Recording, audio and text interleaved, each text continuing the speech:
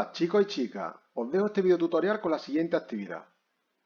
Un cuerpo de 4 kilogramos de masa se encuentra situado sobre un plano que forma un ángulo de 30 grados con la horizontal. Se tira con una fuerza de 100 Newton paralela al plano y el coeficiente de rozamiento es de 0,05. Nos piden que determinemos la aceleración que adquiere el cuerpo en el ascenso, la velocidad y la distancia recorrida al cabo de 20 segundos y que determinemos a qué altura sube el cuerpo en ese tiempo. Pues bien, vamos a realizar un esquema, concretamente un diagrama de fuerzas que nos va a ayudar a comprender y resolver nuestra actividad. Tenemos un cuerpo que se encuentra situado en un plano inclinado, que forma un ángulo de 30 grados con la horizontal. Vamos a elegir unos ejes de coordenadas, tal que el origen de coordenadas se encuentra en el centro de gravedad del cuerpo y además uno de los ejes de coordenadas, en este caso el eje X, coincide con la dirección de desplazamiento del objeto. El cuerpo se mueve hacia arriba en el plano inclinado. Esto nos va a condicionar el sentido positivo de nuestros ejes de coordenadas. El enunciado nos dice que se aplica una fuerza F paralela al plano. También, al estar situado el objeto en el planeta Tierra, aparece una fuerza peso que siempre es perpendicular y hacia abajo. Como el cuerpo se encuentra apoyado en una superficie, aparece una fuerza normal que siempre es perpendicular y hacia arriba con respecto a la superficie en la cual se encuentra apoyado nuestro objeto. Y como nos dice que existe coeficiente de rozamiento, va a aparecer una fuerza de rozamiento que se opone al desplazamiento de nuestro cuerpo. Los datos que nos dan el enunciado son la masa 4 kilogramos, la fuerza que aplicamos en módulo sería 100 newton, el ángulo del plano inclinado serían 30 grados, el coeficiente de rozamiento 0,05, tendremos que determinar por un lado la aceleración y por otro lado nos dice que determinemos la velocidad y la distancia recorrida al cabo de 20 segundos. Y por último, que determinemos también a qué altura subiría el cuerpo. A continuación tenemos que descomponer todas aquellas fuerzas que no coincidan con los ejes de coordenadas elegidos. Si observamos nuestro diagrama, la única fuerza que no coincide con los ejes de coordenadas es la fuerza peso. Por tanto, tenemos que calcular las componentes de dicha fuerza. Para ello proyectamos el vector peso perpendicularmente sobre los ejes de coordenadas.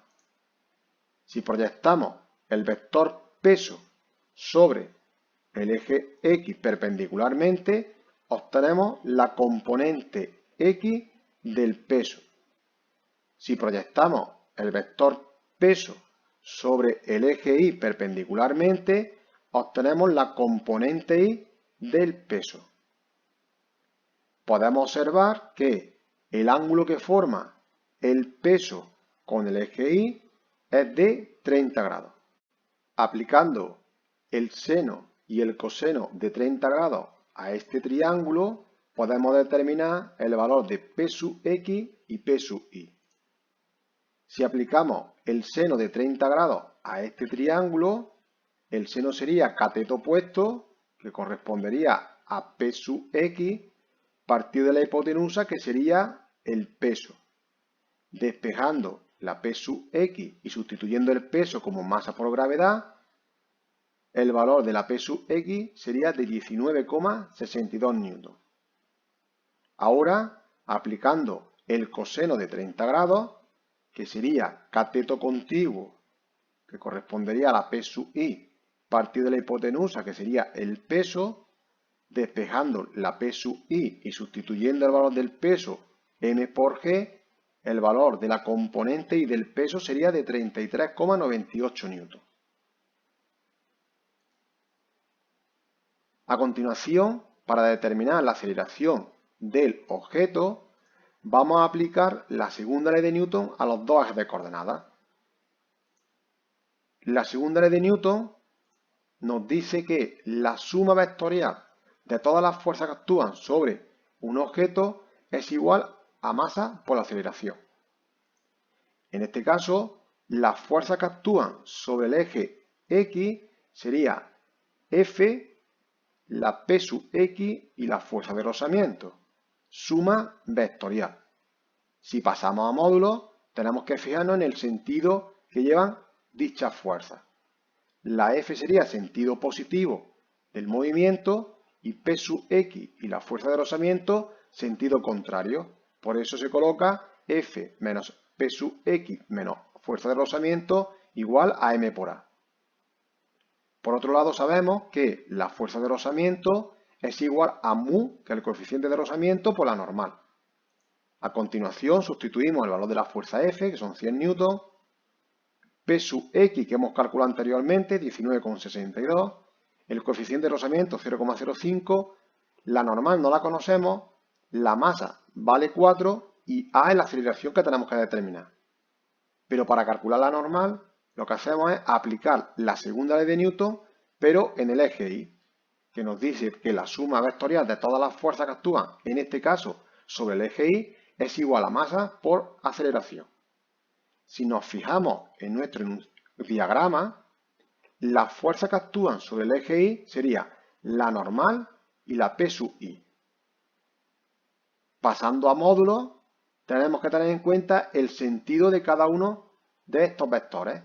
La normal es una fuerza que va en sentido positivo de nuestro eje de coordenadas y la P sub I es una fuerza que va en sentido negativo de nuestro sistema de referencia elegido. Y en este caso, en el eje Y, el objeto no se mueve porque ni se levanta ni se hunde.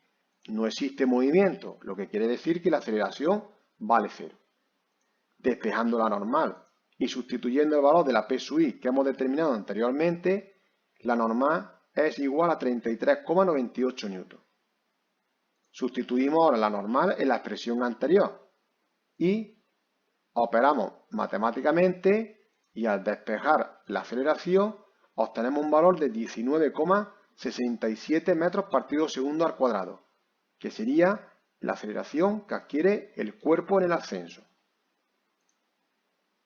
Nos piden también en el enunciado que determinemos la velocidad y la posición del cuerpo transcurridos 20 segundos. Para ello vamos a aplicar las ecuaciones de un MRUA, porque se considera que el objeto se desplaza con un movimiento rectilíneo uniformemente acelerado. Si aplicamos la ecuación de la velocidad, que es velocidad final es igual a la velocidad inicial más la aceleración por el tiempo, sustituyendo los datos de la velocidad inicial, que consideramos que parte del reposo, sustituyendo la aceleración que hemos calculado anteriormente y sustituyendo el tiempo que nos da nuestro enunciado, obtenemos un valor de 393,41 metros partido segundo, que sería la velocidad del cuerpo al cabo de 20 segundos. Ahora aplicamos la ecuación de la posición de un MRUA, que nos dice que la posición final es igual a la posición inicial más la velocidad inicial por el tiempo más un medio de la aceleración por el tiempo al cuadrado. En este caso, la posición final coincide con la distancia recorrida por el objeto.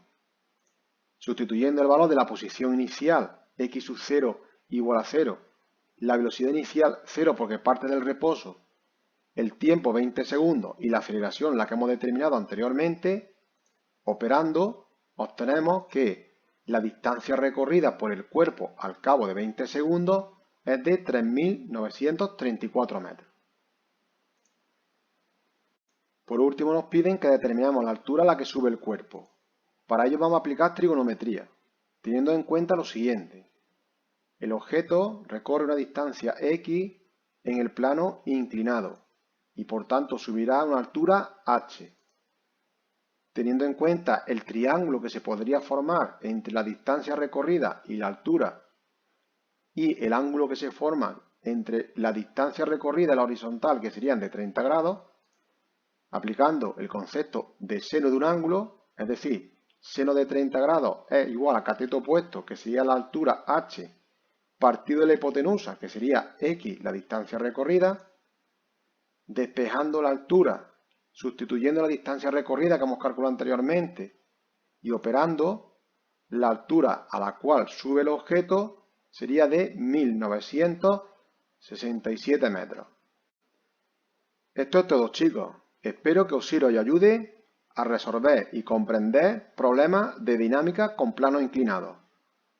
Un saludo.